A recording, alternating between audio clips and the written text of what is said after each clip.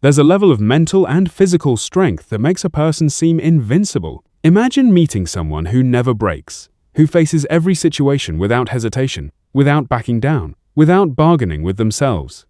While others make excuses for their failures or give up at the first hurdle, this person persists. People often chalk it up to luck, genetics, or connections. But the truth is, achieving this kind of strength comes at a high price, a price most aren't willing to pay. 400 years ago in Japan, during the Tokugawa era, a man lived who embodied this unbreakable nature. He won over 60 duels, starting at age 13, and never lost. His name was Miyamoto Musashi. He wasn't the fastest or the strongest physically, but he developed something no one could break. A mind that knew no hesitation and a body that knew no limits. Before he died, he recorded his knowledge in the Book of 5 Rings, a manual of strategy and life, showing how anyone could transform mind and body into something extraordinary. Musashi's approach wasn't about motivation, it was about elimination, removing everything that stood in the way of true strength. Our story begins with Takumi, a 2-year-old engineer, married with 2 children.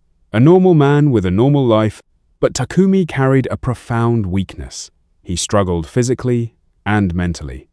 Every morning he promised to work out, but didn't. He bought gym memberships 3 times and cancelled them all. He started diets and broke them midweek. He aimed to wake early, only to hit snooze repeatedly. Strong intention, weak execution. At work he froze under pressure.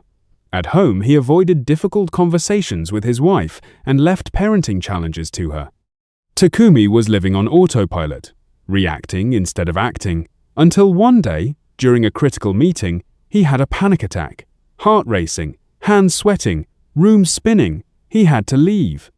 Tests were normal, but the diagnosis was clear: stress, anxiety, and lack of mental fitness. The doctor told him that his body was responding to threats that didn't exist because his mind wasn't trained to distinguish real danger from discomfort.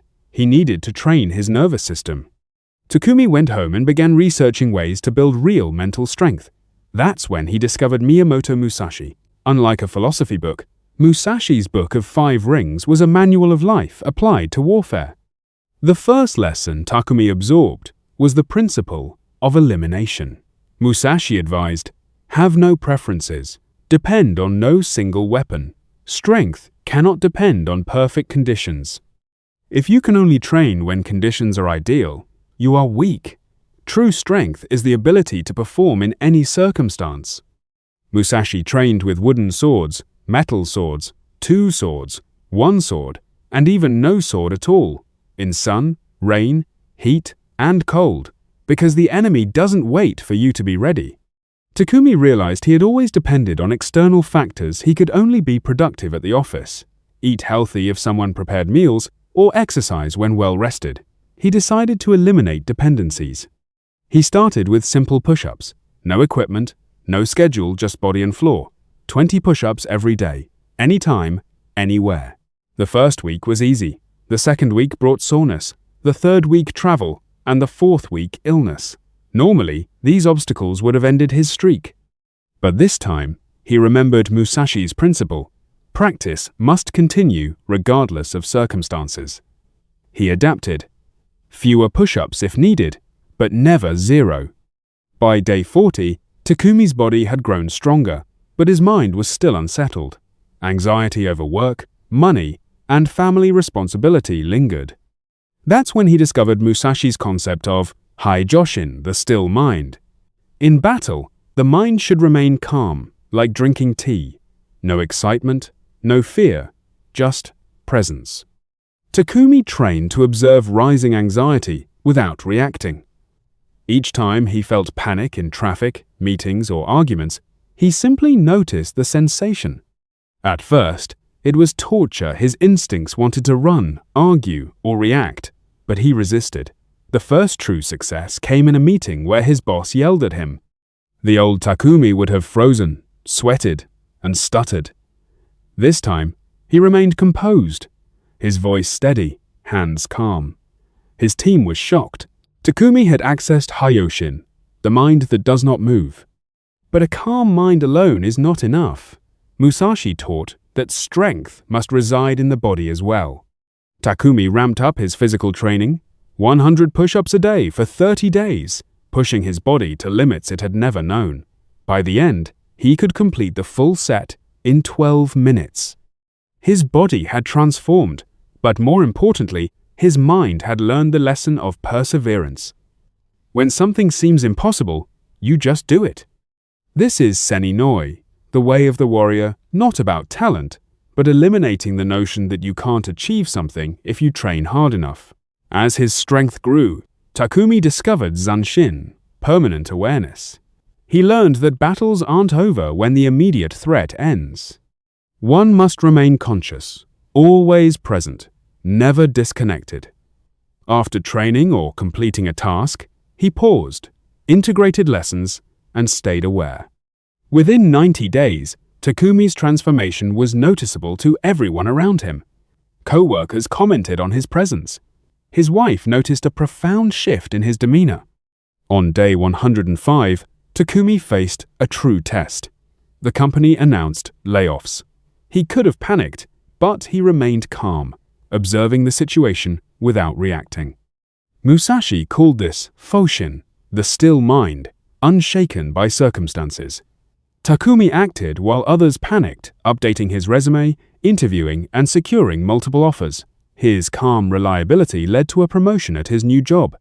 Musashi's final principle, Hyoho, the strategy of emptiness, guided Takumi further. In combat, do not intend to win, intend not to lose. Applied to life, Takumi didn't strive to impress or dominate. He avoided mistakes, stayed consistent, and eliminated vulnerabilities. Reliability, not brilliance, became his strength. 6 months in, Takumi encountered Musashi's ultimate teaching, Sutmi, abandoning the self. Strength lies not in external validation or fear of failure, but in continuous practice itself. Takumi stopped tracking progress, stopped celebrating milestones, and removed all attachment to outcomes. His training, discipline, and meditation became identity itself. He could not be undone. Because he was no longer defined by his achievements, he simply was. People around him began to feel uncomfortable. Takumi's presence reflected everything they were not. Colleagues, friends, and even family noticed the difference. He was no longer just disciplined. He was unbreakable. A year after beginning his journey, Takumi had eliminated all non-essential habits and thoughts. He had integrated mind, body, and practice so completely that they were inseparable. Meditation was not something he did, he was meditation. Training was not something he pursued, he was training. Miyamoto Musashi, who died at 62, achieved the same mastery. Alone, with no wealth or followers, he had complete control over himself.